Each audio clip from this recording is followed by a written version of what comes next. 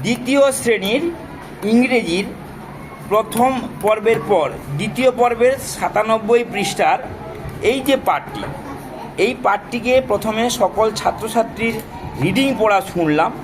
যাদের রিডিং হয়ে গেছে লিখে দিলাম, যাদের রিডিং হওয়ার পরে বানান হয়ে গেছে বা লিখে দিলাম।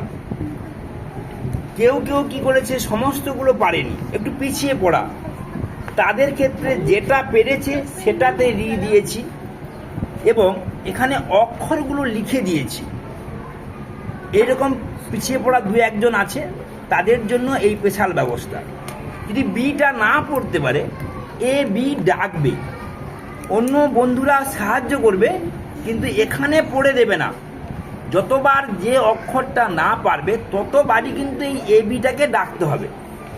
এইভাবে ডেকে ডেকে ওর দুটো বানান হয়ে গেছে। তারপরে আমি ওদের মজা করে বললাম, যাদের পড়া হয়ে গেছে, বানান হয়ে গেছে, তাদেরকে কি বললাম, যে কানতে গিয়ে জল পড়ে গেছে।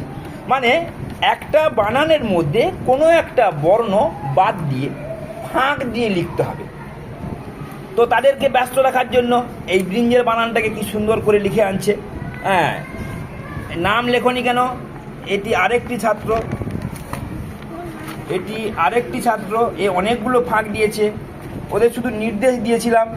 হ্যাঁ, এইটি আরেকটি, ওরা ওদের মতো করে কি সুন্দর লিখেছে। আমি সত্যি আনন্দিত।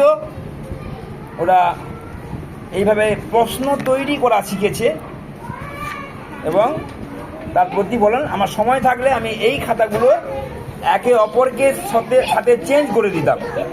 এর পড়াটা সে লিখবে, তার খাতায় আরেকজন লিখবে। তাহলে কি হবে না, ওদের পরীক্ষায় এই ধরনের সমস্যাগুলো নিজেরাই সমাধান করতে পারবে। এইভাবে আমরা আনন্দ পাঠের মাধ্যমে পঠন পাঠন চালিয়ে যাবো। কেমন লাগছে এই খেলাটা? আচ্ছা, আজকের ক্লাসের মধ্যে সব থেকে কোন কথাটা তোমাদের ভালো লাগছে বলো তো?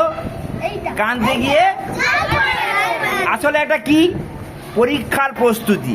আসলে কি, আসলে ফাঁক, একটা বানানের মধ্যে ফাঁক দেওয়া। ঠিক আছে, নমস্কার, ধন্যবাদ।